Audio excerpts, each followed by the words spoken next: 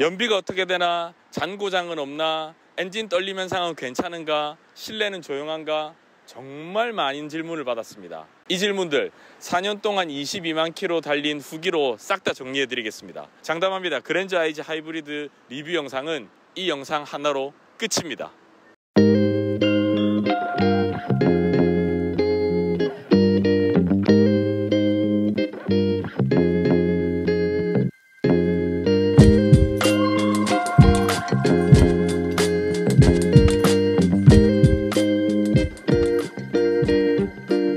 안녕하세요, 브라이언입니다.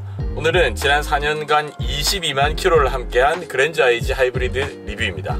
우선 제가 이 차를 주행하는 상황을 먼저 말씀드리고 시작할게요. 일단 출퇴근하면은 내비 화면 보이실는지 모르겠는데요, 출퇴근 편도로 계산하면 국도 이용하면 54km, 고속도로는 71km가 나옵니다. 그래서 왕복으로 하면 한 120에서 130km 정도를 매일 주중에 운행을 하고요. 업무상 서울이나 인천, 경기권을 일주일에 한두 번, 그러니까 왕복 한 300km 정도의 거리를 이용하기도 합니다. 4년에 22만 킬로가 그냥 나온 게 아니에요. 엉덩이도 고장나고, 도로주행 비율은 도심이 20%, 고속도로가 40%, 한적한 지방도가 40% 정도예요. 이렇게 해서 누적 연비는 한 18에서 19km 정도 나오는 것 같습니다. 제가 이거 처음부터 중간에 몇 번 리셋을 해서 전체 운행 기간 동안에 누적 정보는 없고요. 지금 기재되어 있는 걸 봐도 한 18 정도는 충분히 나오고 있습니다. 일단 출발하면서 계속 말씀드릴게요.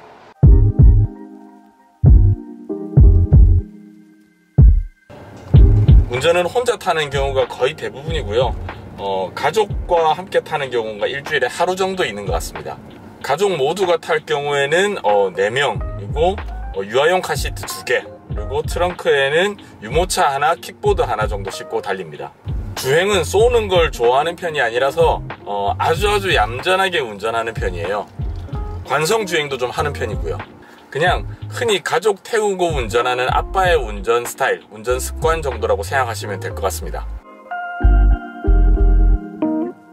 제가 생각하는 그랜저 IG의 가장 큰 장점은 다들 아시겠지만 연비입니다. 연비 압도적입니다. 아까 제가 보여드렸죠, 18km에서 19km 정도 나옵니다.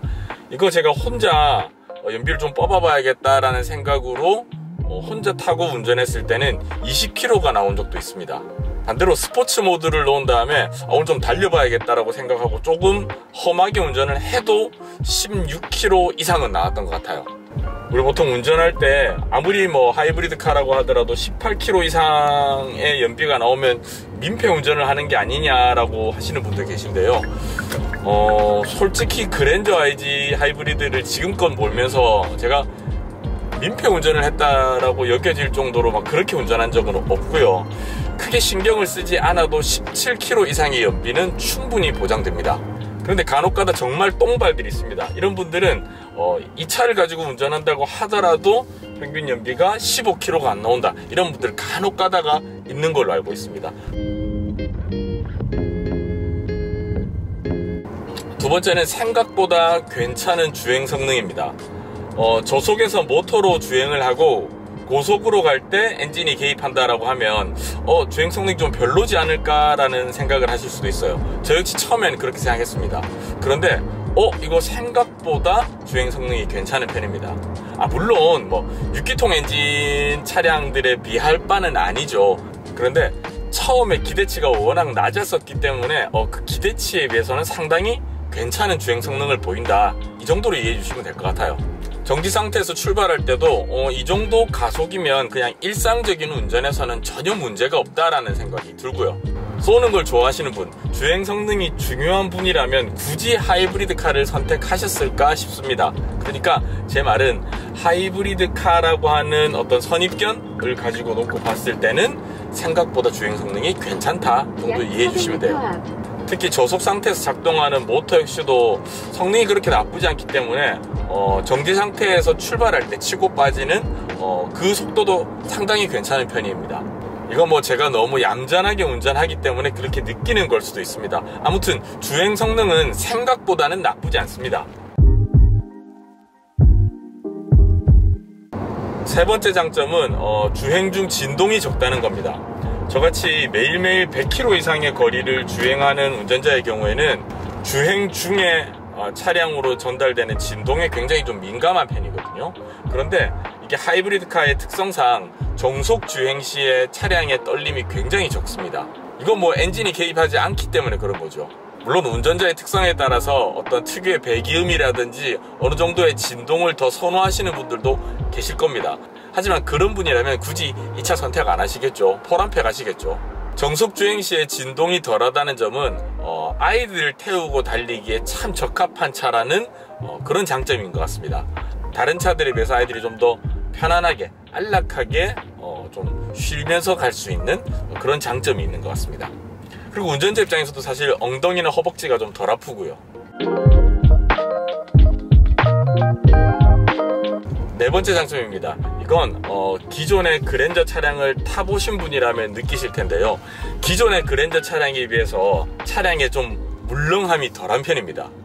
사실 이건 어떤 승차감이라고 하는 건 개인의 취향이 반영된 것이기 때문에 장점이라고 표현하기도 좀 그렇다라고 생각하실 수도 있는데, 확실히 과거 그랜저에 비해서는 좀 승차감이 딱딱한 편입니다. 약간 가끔은 스포츠 모드로 달리는 분들을 고려했다라는 느낌이 좀 듭니다. 그런데 오해하시면 안 되는 게, 제가 말씀드리는 딱딱하다라고 하는 게 예를 들어 BMW 정도의 그 정도 승차감, 딱딱한 그런 느낌은 아닙니다. 사실 그랜저가 지금보다 좀 더 높은 연령대의 아빠들이 선호하는 차량, 아빠들의 차라고 인식되던 시절에는 서스펜션이 굉장히 물렁물렁했습니다. 방지턱이 있습니다. 오히려 많은 분들이 그 물렁물렁함, 물컹물컹함이 좀 지나치다라고 지적할 정도였는데요. 그런데 이 차 그랜저 IG 모델의 경우에는 조금은 딱딱한 승차감을 가지고 있다. 이게 적절한 수준의 딱딱함이기 때문에 감히 장점으로 소개해드릴 수 있을 정도다. 이 정도로 받아들여 주세요.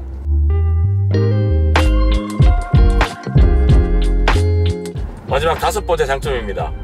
이거 역시 뭐 당연히 하이브리드 카니까 그런 거 아니야 라고 생각하실 만한 장점인데요. 저속 주행 시에 실내 정숙성이 압도적으로 뛰어납니다. 이거는 모터가 작동하는 구간을 말씀드리는 건데요. 당연하죠. 엔진이 작동을 안 하니까. 근데 정말로 차량 주행이 좀 많은 도심 구간을 주행할 때는 정말 실내가 조용합니다. 뭐 같은 선상에 놓고 비교하기엔 좀 무리가 있겠지만 저속에서만큼은 벤츠 E300보다 실내 정숙성은 훨씬 뛰어난 것 같습니다. 물론 고속에서는. 자, 그럼 지금부터 제가 4년간 22만 킬로를 달리면서 느낀 그랜저 IG 하이브리드 모델의 단점에 대해서 하나씩 말씀드릴게요. 우선 엔진이 개입할 시에 소음이 다소 있습니다. 이건 어쩔 수 없는 거죠. 모터로만 작동을 하다가 엔진 예열이 채 안 된 상태에서 엔진 개입이 시작되면 그만큼 시끄러울 수밖에 없습니다. 그런데 이것도 생각보다 실내 방음 처리가 잘 돼 있어서요, 뭐 주행하다가 깜짝 놀랄 정도의 그 정도의 소음은 아닙니다. 굳이 좀 이걸 말로 설명드리자면 갑자기 RPM이 확 올라가는 그런 느낌의 소음이 있습니다. 특히 겨울철에는. 다음 단점은 트렁크 사이즈가 좁다고 하는 것도 단점일 것 같습니다. 이건 그랜저 IG 일반 모델에 비해서도 적고요, 동급의 타사 모델들에 비해서도 좁습니다. 트렁크 하단에 배터리가 들어가서 그렇다라고 하는데, 어쨌든 트렁크의 바닥 부분이 좀 높은 편이에요. 일상생활과 결부해서 이 불편함에 대해서 말씀드리자면, 아이와 함께 이동할 때 유모차를 하나 접어서 넣으면은 다른 어떤 짐들을 어떻게 넣어야 되지 좀 고민하고 테트리스를 해야 될 정도예요. 이건 현대기아차 하이브리드 2세대 플랫폼 전 모델이 가지고 있는 공통의 단점이라고 하니까요. 이건 뭐 기아차에서 동일한 기간에 출시된 K7 하이브리드도 아마 비슷하지 않을까 싶습니다. 세 번째 단점입니다. 이건 저는 일상에서 굉장히 불편하다고 느낀 점인데요. 전자장치들 있죠. 전장의 반응 속도가 좀 느린 편입니다. 근데 제가 느끼기론 이건 소프트웨어를 업데이트하면서 발생하는 문제가 아닐까 싶습니다. 어떤 느낌이냐면요, 왜 우리 안드로이드 폰을 처음 사서 사용하면 구동이 잘 되잖아요. 그렇게 하다가 OS 업데이트를 몇 번 하고 나면은 아주 간단한 어플도 좀 버벅거리는 경험을 하셨을 거예요. 그것과 굉장히 비슷한 느낌입니다. 요즘 차들에 보면 핸들에 버튼들이 참 많잖아요. 근데 이 버튼들을 눌렀을 때 전장까지 오는 반응의 시간이 약간 걸립니다. 딜레이가 조금 있어요. 이건 뭐 내비게이션도 그렇고요, 그리고 미디어 재생 시에도 발생하는 문제입니다. 이게 조금 답답해요. 뭐 근데 못 쓰겠다 이 정도는 아닙니다. 네 번째, 치명적인 단점입니다. 이건 제가 주행거리가 많아서 그런 줄 알았는데 그랜저 IG 그 동호회 게시판에 보면은 비슷한 증상을 호소하는 분들이 많으시더라고요. 뭐냐면 겨울철에 뒷바퀴에서 찌그덕거리는 소리가 납니다. 이건 조금만 검색해 보시면 이거는 그랜저 IG 모델의 고질병이구나 라고 여겨지실 정도로 정말 많은 분들이 문제 제기하는 그러한 단점입니다. 저 같은 경우에는 겨울철만 되면 속도 방지턱을 넘을 때 운전석 뒤쪽에 있는 뒷바퀴에서 계속 찌그덕거리는 소리가 났어요. 그런데 앞서 말씀드린 것처럼 워낙 조용한 정숙성을 보이기 때문에 이 찌그덕거리는 소리가 정말 크게 들리는 거예요. 이게 어느 정도냐면 겨울철에 제 차를 타시는 거의 모든 분들이 이거 서스펜션이나 아니면 뒤쪽 휀다에 이상이 있는 것 같다라고 지적할 정도예요. 그런데 신기한 게 이게 또 공업사에 가서 차를 들어 올려서 보고 또 캠도 찍고 해보면 아무 이상이 없답니다.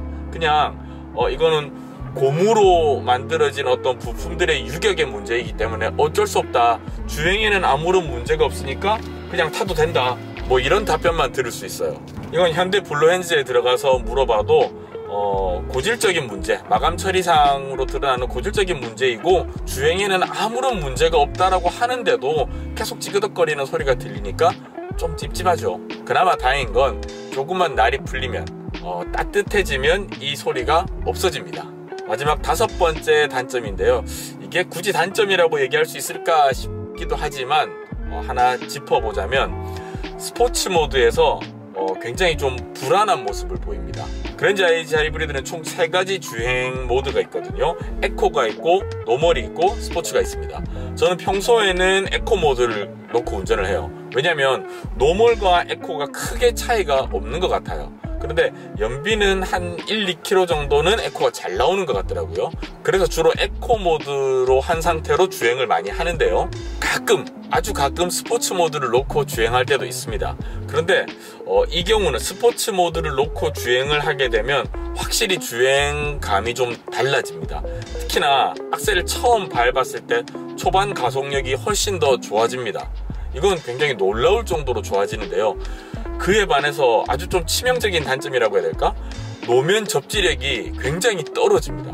약간 불안함을 느낄 정도예요. 예전부터 현대기아차 까시는 많은 분들이 하시는 말씀 중에 하나가 핸들이 좀 가볍다라고 하는 말씀 많이 하시잖아요. 그랜저 IG 하이브리드 모델 역시도 핸들이 절대 무겁지 않습니다. 가볍습니다. 그렇기 때문에 이런 가벼운 핸들링과 스포츠 모드의 그 약한 접지력이 만나면 굉장한 불안함을 좀 만들어냅니다. 야, 그건 네 운전 실력이 꽝이라서 그런 거야 라고 댓글 다시는 분들도 계시겠지만 아마 비슷한 불안함 느끼시는 분들 꽤 계실걸요? 어쨌든 스포츠 모드 주행 시의 불안함은 분명히 존재합니다. 지금부터는 그럼 그랜저 IG 또는 그랜저 IG 하이브리드 모델과 관련해서 인터넷에 떠도는 여러가지 설들, 여러가지 주장들에 대한 제 개인적인 생각을 짧게 말씀드리도록 하겠습니다. 옛날부터 핸들에서 개구리 소리 들린다라고 하는 이야기가 좀 있었는데요, 저는 사실 주행하면서 단 한 번도 개구리 소리를 느껴본 적이 없습니다. 이건 100% 전기차가 아니기 때문에 성능 저하를 체감하는 게 쉽지가 않았습니다. 보통 보면 스마트폰처럼 오래 사용하면 배터리 성능 자체가 좀 떨어진다라고 하는 이야기들을 하잖아요. 그런데 하이브리드 모델 같은 경우는 저속에서는 모터로 주행을 하지만 고속에서는 엔진 개입이 되고, 이 엔진 개입이 되는 구간에서 모터를 충전하는 그런 작동 구조를 가지고 있기 때문에 딱히 초반에 저속에서 작동하는 모터의 성능이 줄어들었다라는 것을 체감하는 게 좀 힘들었습니다. 그래서 사실 4년에 22만 킬로 정도 주행했으면 이게 정말 성능 저하가 체감될 정도라고 하면 야, 이제 이건 그냥 일반 휘발유차랑 똑같은데 라고 생각해야 되는데 전혀 그런 걸 느끼지 못합니다. 그래서 체감적으로, 물론 기계적으로는 성능 저하가 있을 수 있습니다. 하지만 운전자가 체감할 때는 거의 하이브리드 자체의 성능이 줄어들었다? 이건 전 전혀 느끼지 못했습니다.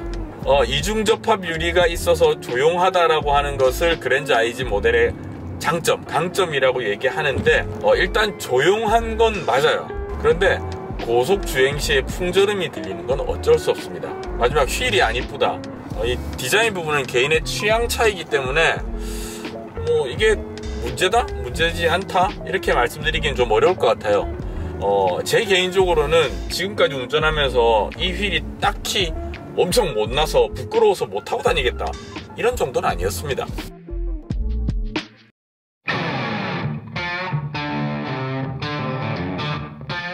이전에는 쌍용 코란도와 같이 디젤 SUV도 타봤었고요. 아우디 A3와 같이 작지만 운전하는 재미가 있는 차들도 타봤습니다.